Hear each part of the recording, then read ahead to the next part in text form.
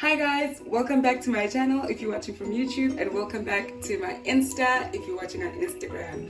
So today I'm going to share with you guys some yummy banana bread recipe. I think I've been speaking about this recipe for the longest time because we've been obsessed with it. We've been having it every day, we've been meal prepping it each and every week for the past month. That's how good it is. So today I'm finally going to share the recipe with you guys because one, I've been having to send individual recipes to people that have been hearing me talking about it. So what are we gonna need? It's gonna be a bit lengthy than other videos, but I'm gonna try and make it bish bash bosh. So let's get right into it.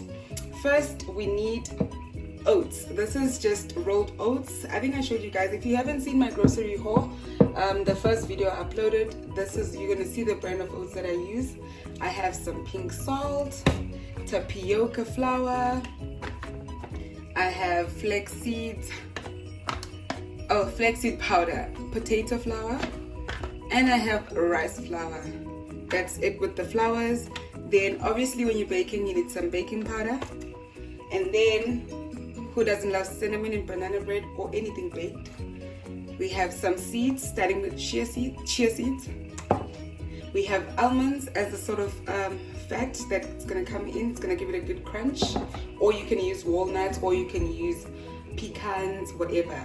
And then we have sunflower seeds, pumpkin seeds, absolutely love them. You'll need 2 eggs. And then you're gonna need some xanthan gum. You're gonna need about 1/4 cup or so, just above 1/4 cup of coconut oil, melted. I'm gonna use some almond milk. This is the last sweetened one that I had, so I'm gonna use this one and just finish it off. Then you're gonna need 4 bananas in total, but for the mixture you're gonna need 3. I'm just gonna use 1 for the topping of the banana bread. You're gonna need to chop up about 1/4 cup of dates for an extra sweetness, and I find that dates make the mixture very, very moist in a very good way. I know a lot of people don't like that word, but yeah, it's really good. Then we just have some vanilla essence. I don't know if there's anything I didn't mention. Yeah, so there's also measuring cups, and then we just need a wooden spoon and a fork to measure everything. And we also need 2 glass bowls. I'm gonna take one away since we're just gonna start with the dry ingredients. I always like mixing my dry and wet ingredients. So we're gonna, separating my dry and wet ingredients. So we're gonna start off with the the oats. So with the oats, we're gonna do 1.25 cups of rolled oats.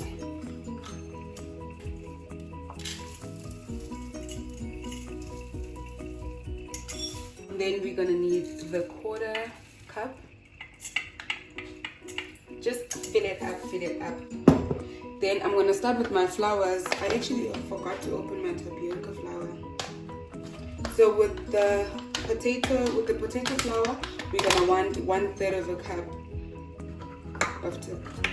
of potato flour. And we're gonna throw it in there. And then we're gonna want 1/3 cup of rice flour.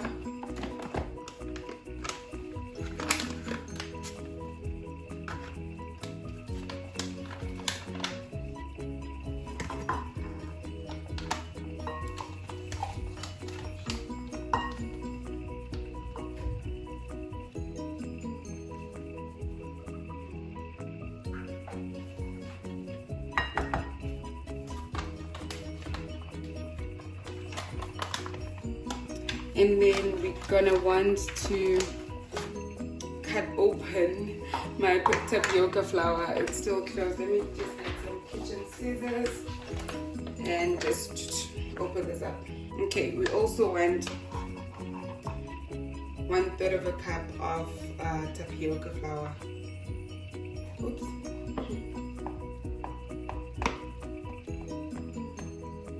Oh, no. Okay, that's fine. And you'll see that I'm making a mess.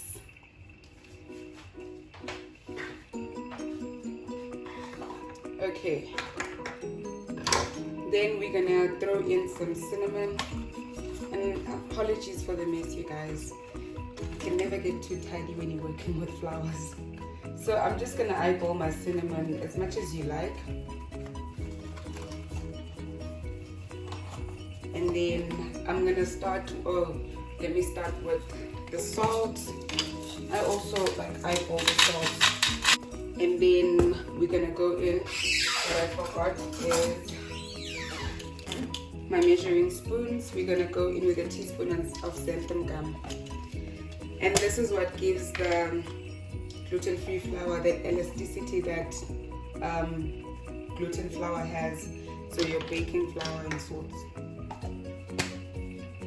So we're gonna pour that in. Now we need to start with our seeds. So what I'm actually gonna do is that I'm gonna start with some almonds. I had already chopped up some almonds, so I'll just pour this in. And this is about 100 grams of almonds that I just chopped up.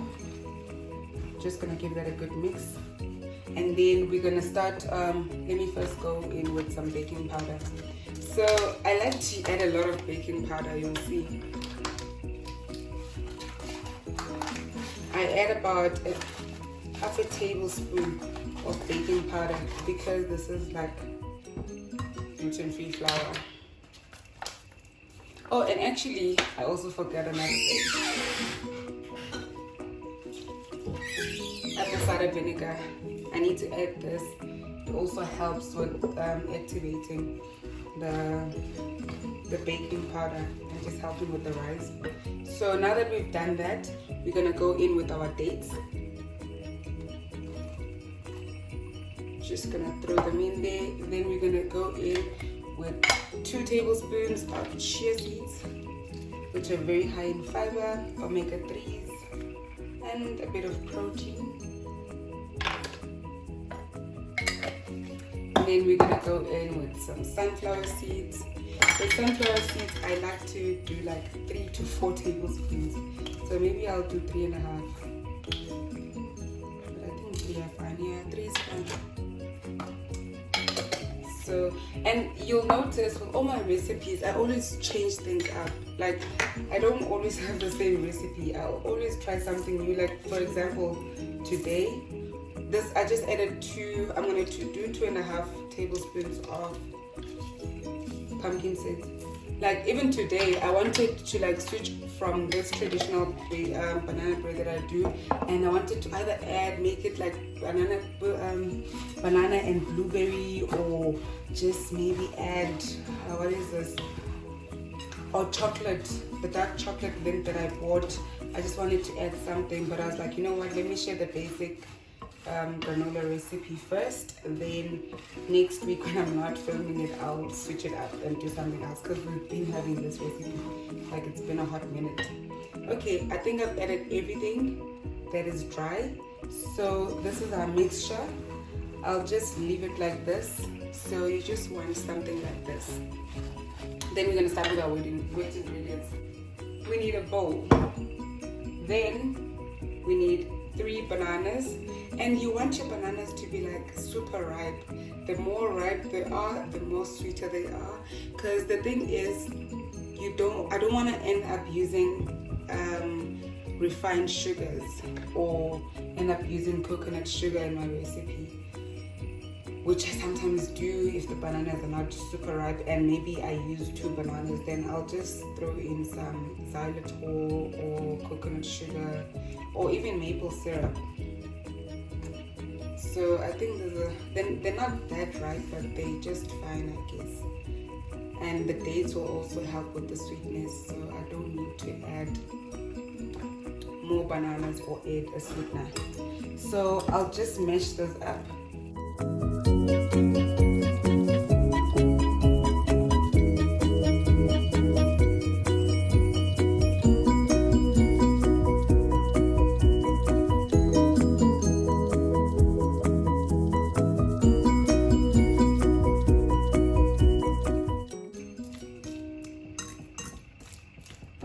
Okay, you just want to mash them up nicely,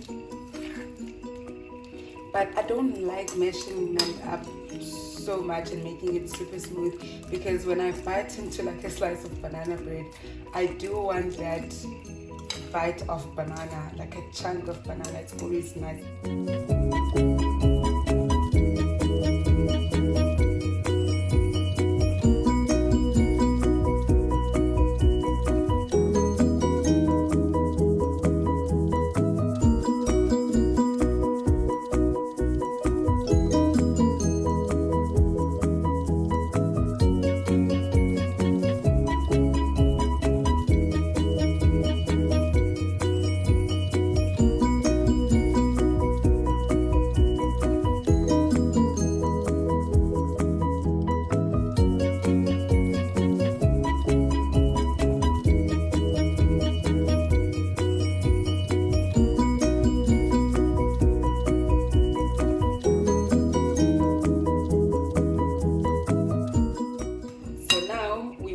Half a cup of milk, and to be honest, I might change it.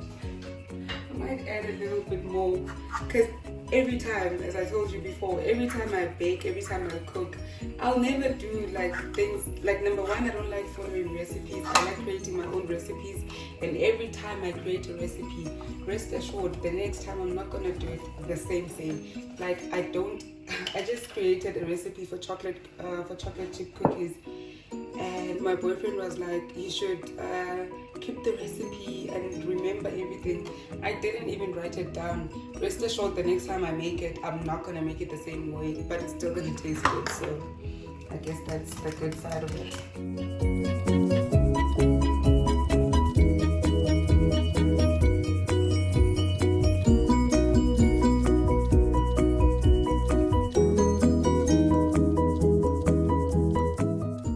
So now we need to combine the two ingredients. I think, you know what, I'm gonna add a little splash of milk. I don't know how much it is. I think it's about a tablespoon. It's a splash. And this is what always happens with my recipes. But I also want you, when you try the recipes, to just make it your own. Try new things and yeah, just make it your own.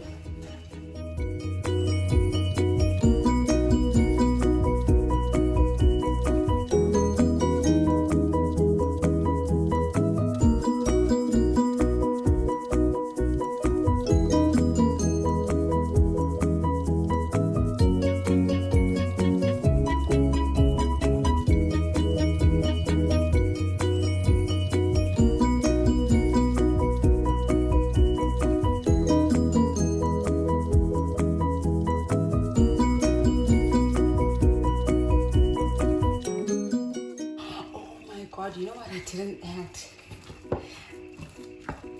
And you guys are not telling me. You're seeing flax seeds there, and you're seeing apple cider vinegar. You guys are not saying anything. Jokes. A tablespoon and a half of ground flax seed.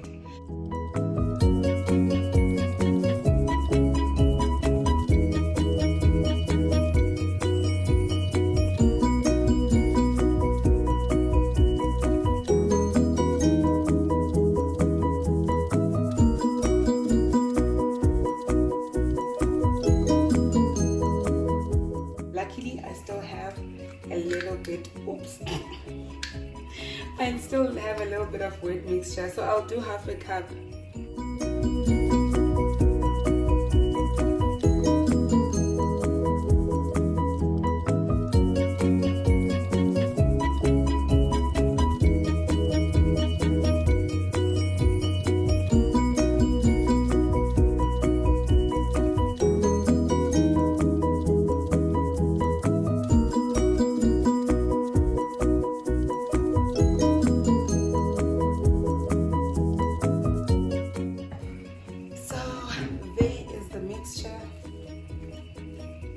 It looks nice and healthy.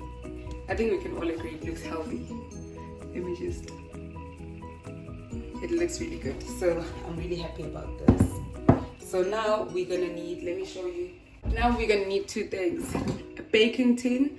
So this recipe is really big. So if you're using traditional baking tins, you'd find that they're half this size. This thing is really big. I don't know if you guys can see, it's huge. So you might need to make 2 banana breads or just half everything that I just made for this recipe. But if you have a bigger one, you can use this, something like this. And then you're also gonna need some baking paper just to make sure your banana bread doesn't stick. So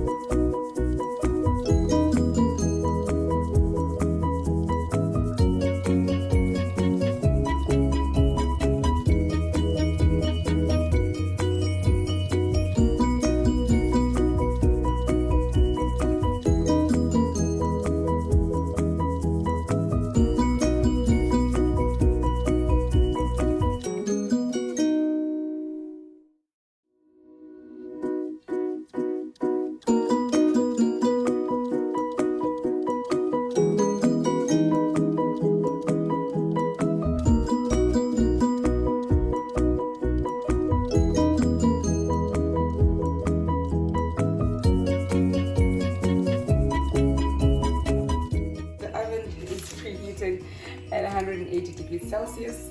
You're gonna pour this in. You want to cook it for about 40 minutes, 45 minutes, depending on how strong your oven is.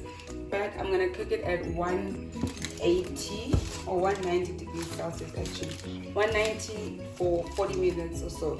And then please follow me on YouTube. Just search Petronella Sigonia, and on Instagram it's asa_Sigonia. Please like the video, please subscribe, and please comment. Please try the recipe, please everything. So I'm gonna show you the end product, but that is it for now. It's about an hour later after I baked the banana bread, and it took longer than anticipated, but yeah. I'll just quickly show you a close-up view of how it looks. The banana is nice and caramelized, and you want it to be a bit brown on the top. And when you poke it, whatever you poke it with should come back clean. Then that will tell you that it's nice and cooked. So I'll just move it to the side and just pull it out of the baking tray. So it's still quite hot. You want to let it rest for like a few minutes, but I don't know if you guys can see. This is how it's supposed to look. And this is going to be so good. I don't want to burn myself, so I'll just, let me just give you.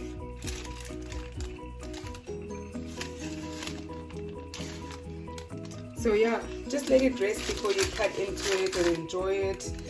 And enjoy it as a breakfast or a snack. So yeah, that's about it. I'll see you guys in my next recipe. Please share the video, like, comment, and subscribe. Please try the recipe and let me know what you thought about it. And yeah, see you in my next video.